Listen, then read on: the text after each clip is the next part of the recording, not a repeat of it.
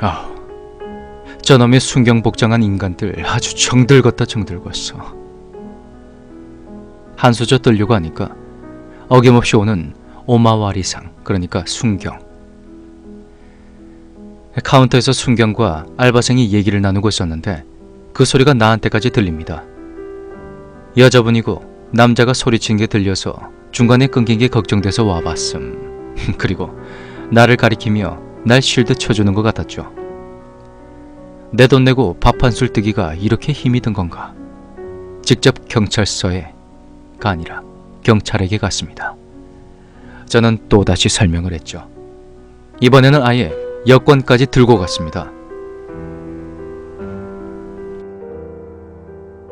아니, 제가 이런 사람이고 여기 여권 보시면 유학비자 날짜 다 써있고요. 저 자전거도 제 건데 열쇠를 잃어버려서 이런 오해가 생긴 것 같습니다.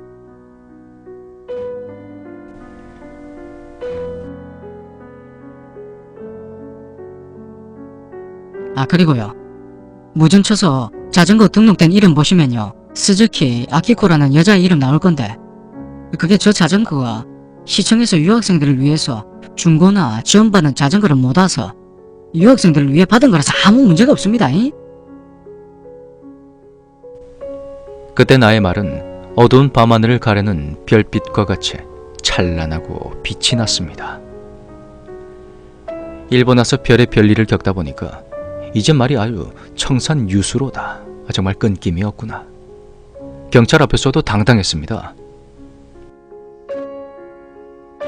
そうですか. 그럼 확인해보죠 됐네.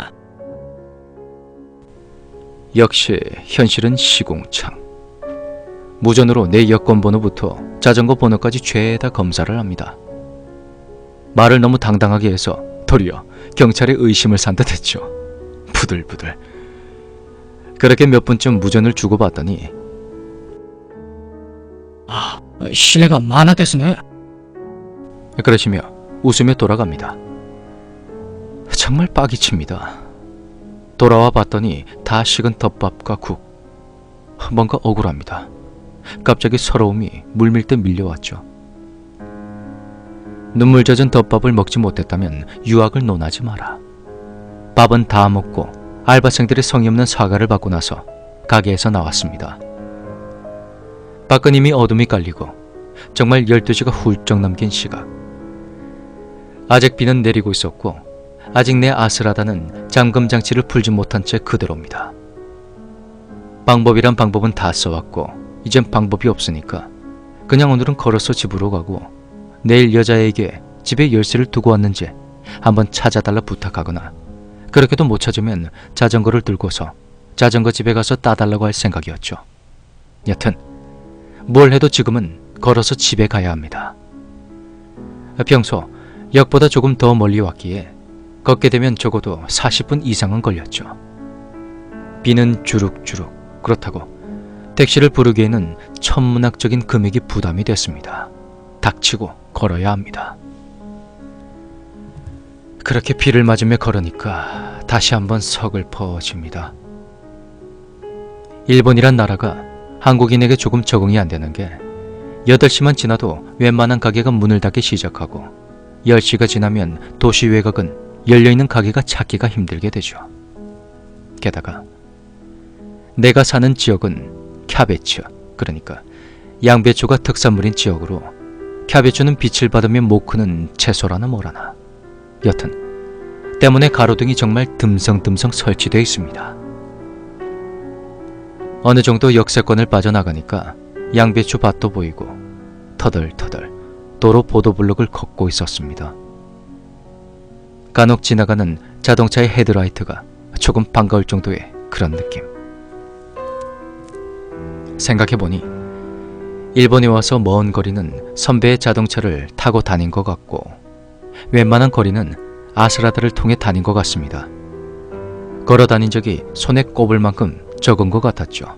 더군다나 밤거리를 걸어서 다녀본 적이 없습니다. 자전거 안장 위에서는 늘 보던 밤 풍경이 낮은 위치에서 천천히 흘러가는 주변 밤 풍경을 보니까 뭔가 낯설었죠. 밤도 깊었고 비도 오니까 으슬으슬한 게 영 분위기가 묘합니다. 이럴 때는 역시 음악이 최고죠. 자전거를 타고 다닐 때는 안전상 이유로 잘 듣지 않지만 걸어 다닐 땐 이것보다 좋은 곳이 없습니다. 잼 프로젝트의 노래를 듣다 보니까 갑자기 속이 부글부글 끓어오르면서 뭔가 흥이 돋습니다. 20대 초반에 주체할 수 없는 힘이 솟아난 그런 느낌. 하지만 이게 문제였죠. 비도 오는데 집까지 뛰어가 볼까? 그래. 그 순간 미친놈처럼 뛰었습니다. 백팩에 무게 따윈 잊은 채로 밤 하늘을 뛰었습니다. 가끔 오는 중2병은 이래서 안 됩니다.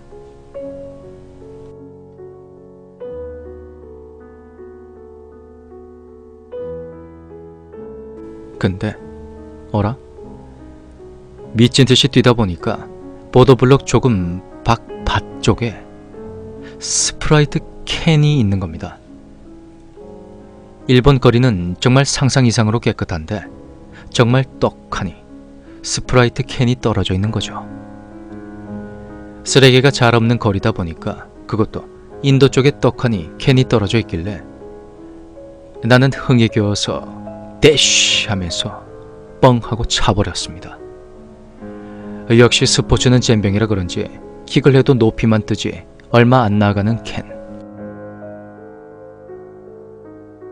근데 소리가 둔탁한 게 겁나 아팠습니다. 차고 보니까 내용물이 있는 캔이었던 거죠. 근데 캔이 날아온 곳에서 팅 하고 뭔가 단단한 것에 부딪혀서 그런 소리가 들리는 겁니다. 혹시나 사람이 맞았나 그런 걱정이 들었고 달려가 봤더니 웬 무덤가에 떨어져 있는 것입니다. 일본 무덤은 굉장히 작고 주택가 사이사이에도 좀 많이 있는 편입니다. 그래서 죄송한 마음도 들고 겁도 났던 터라 무덤 울타리 밖에서 고개만 들고 찾아봤는데 몇 번 손으로 휘적휘적 밤이기도 하고 워낙 손질이 잘 안 돼 있는 무덤도 많고 사이사이 비석들이 너무 많아서 들어간 캔이 이 캔 녀석이 보이지 않는 겁니다. 계속 기웃기웃거리다가 어쩌지? 그렇게 혼자 말하고 있는데 갑자기 등골에 소름이 쫙 돋습니다. 올라오는 느낌이 그렇게 좀 심상치 않았죠. 나도 모르게 울타리에서 뒷걸음질 쳤죠. 머리가 쭈뼛쭈뼛 서는 게 영 소름이 끼치는 겁니다. 그리고 그때부터는 갑자기 이 모든 것들이 겁이 나기 시작했습니다. 잠깐 잊고 있었던 지난 날들의 사건들, 그 사건들이 뇌리를 스쳐 지나갔고 공포가 밀려왔죠.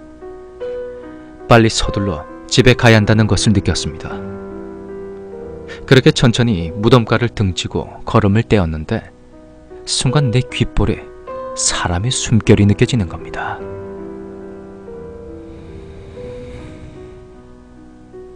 미친 듯이 놀라서 그냥 뛰었죠. 갑자기 뛰면 귀신이 올라탄다던 초딩 때 옆자공의 말을 믿던 나였는데 놀란 가슴에는 그 어떠한 말도 생각나지 않았습니다. 무작정 뛰었습니다. 계속 뛰었습니다. 인기척이 느껴지는 곳이 나올 때까지 그냥 뛰었습니다. 계속 뛰다 보니까 학교 정문 경비실 주황색 불빛이 보였고 너무나 반가워서 경비실 쪽으로 뛰어갔죠. 조그만 창으로 얼굴을 내밀어 보니까 경비원분이 꾸벅꾸벅 졸고 계십니다. 한 분은 교내 순찰을 가신 듯하고요. 조그만 경비실에 CCTV만이 적나라하게 돌아가고 있었더랬죠. 슈벌. 그래도 아저씨가 자는 모습을 봤더니 왠지 안도감이 들었습니다. 그렇게 조금씩 안정을 되찾아가고 있었죠. 아직 집까지는 조금 거리가 남았지만 앞으로 갈 수 있는 힘을 얻은 듯 했습니다. 그렇게 마음을 가다듬고 뚜벅뚜벅 집까지 다시 걸어갔죠. 정말 아무 생각도 안 하고 노래도 듣지 않은 채로 오로지 주위에 누가 있는지만 경계하며 그렇게 걸어가기만 했습니다. 걷다 보니까 드디어 반가운 우리 집이 보입니다. 뭔가 지쳤습니다. 힘이 들었습니다. 이 망할 비는 집 근처에 오니까 멈춥니다. 2층으로 올라가는 계단 사이사이마저 뭔가가 있을까봐 정말 두려웠죠. 다행히도 집 안으로 들어갔습니다. 불을 켜니까 집 안의 찬 공기가 날 맞이해 줍니다. 뭔가 이상합니다.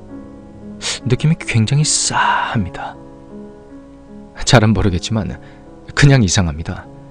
꼭 남의 집에 온 듯한 그런 느낌?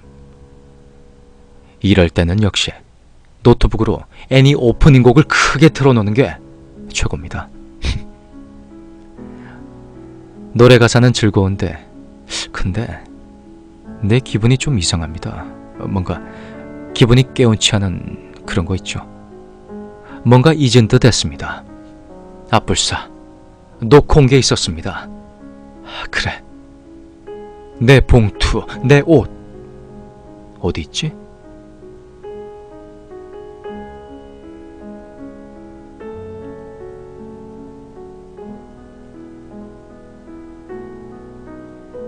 실제로 이 이야기는 제가 좀 하기 꺼려지는 이야기입니다. 지금도 이 이야기를 되새기는 도중에 소름이 끼치곤 합니다. 이 이야기는요, 여기서 끝이 아니랍니다. 시작입니다.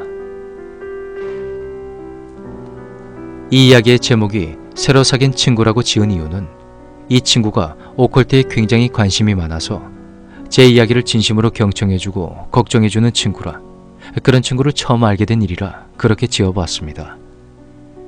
그리고 이 이야기는 제 이야기 중 유일무이하게 증거가 있었던 이야기이기도 합니다. 바로 이야기 중간에 나온 CCTV인데요. 이것 때문에 전혀 관련이 없는 축구남과 같이 보았습니다. 그 녀석은 말도 안 된다고 절 비웃었지만 전 아직도 소름이 끼칩니다. 무언가 튀어나와서 그런 게 아니라 있으면 안 될 게 있으면 당사자로서는 무섭지 않을까요?